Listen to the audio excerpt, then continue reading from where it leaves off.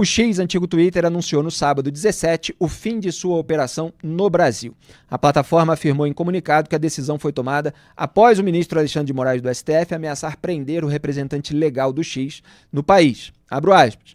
Apesar de nossos inúmeros recursos ao STF não terem sido ouvidos, de o público brasileiro não ter sido informado sobre essas ordens e de nossa equipe brasileira não ter responsabilidade ou controle sobre o bloqueio de conteúdo em nossa plataforma, Moraes optou por ameaçar nossa equipe no Brasil em vez de respeitar a lei ou o devido processo legal. Como resultado, para proteger a segurança de nossa equipe, tomamos a decisão de encerrar nossas operações no Brasil com efeito imediato. O serviço X continua disponível para a população do Brasil. Estamos profundamente tristes por termos sido forçados a tomar essa decisão. A responsabilidade é exclusivamente de Alexandre de Moraes. Suas ações são incompatíveis com o governo democrático. O povo brasileiro tem uma escolha a fazer: democracia ou Alexandre de Moraes. Fecho aspas.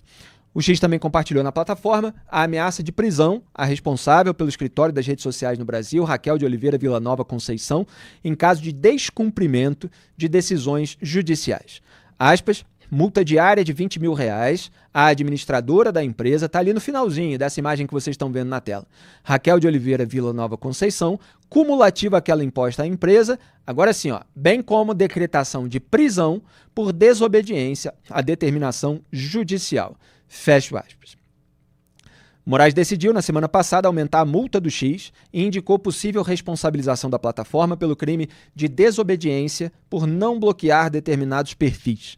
Em 8 de agosto, o ministro do STF ordenou que a rede social bloqueasse 7 contas, incluindo a do senador Marcos Duval, do Podemos.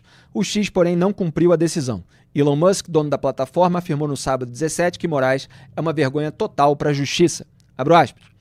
Devido às exigências do juiz Alexandre de Moraes no Brasil, que nos obrigariam a violar, em segredo, as leis brasileiras, argentinas, americanas e internacionais, o X não tem escolha a não ser fechar nossas operações locais no Brasil. Ele é uma vergonha total para a justiça. Fecho aspas. Musk também respondeu a uma publicação em que o deputado bolsonarista Nicolas Ferreira o convidou para uma manifestação pelo impeachment de Moraes. Aspas. Não há dúvidas de que Moraes precisa sair. Ter um juiz, entre aspas, que viola a lei repetidamente e flagrantemente não é justiça alguma. Fecho aspas. E o dono do X também compartilhou uma imagem comparando Moraes a Voldemort, vilão de Harry Potter. Abre aspas. A semelhança é incrível. Alexandre de Voldemort. Fecho aspas. Muito bem, Grebe, esses são os elementos que surgiram ao longo desse fim de semana. Já há desdobramentos, iniciativas partidárias das quais a gente vai falar. A questão é que a gente vê o STF numa guerra aberta contra redes sociais e vê o X se recusando a cumprir determinadas decisões. Como o senador Alessandro Vieira estava comentando na entrevista dada a nós, e como nós comentamos ao longo dos últimos 5 anos, desde a censura cruz, mas antes, na verdade, porque a censura foi no âmbito do inquérito das fake news, cuja abertura nós criticamos. Então, já há ilegalidades sendo cometidas há 5 anos. E, obviamente, isso vai poluindo, isso vai embutindo o inquérito de vícios. E aí chega lá na ponta, se quer uma obediência a determinada decisão que é tomada na ponta da linha de uma série de vícios. E alguém que defende a liberdade de expressão com a atuação de uma multinacional em diversos países, etc., fala, não dá para a gente fazer isso. Em nenhum país a gente está enfrentando algo nesse sentido. O que é que você avalia? Felipe, a nossa opinião sobre o inquérito das fake news, o inquérito das milícias digitais, já ficou claro ao longo dos anos, como você observou, né? É um procedimento que está ali eivado, para falar como os advogados, né, de vícios. Está bichado.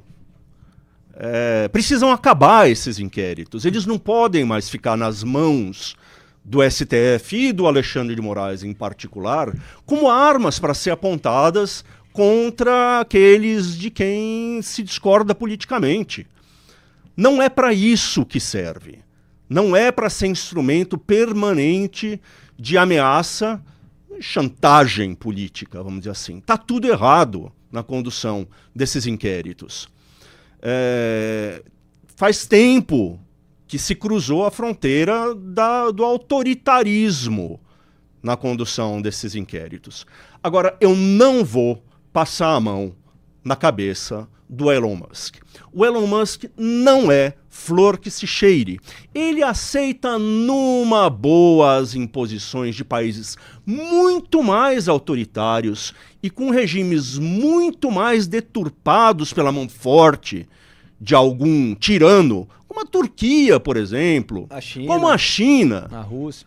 Ele está de boa nesses países e não fica reclamando desse jeito.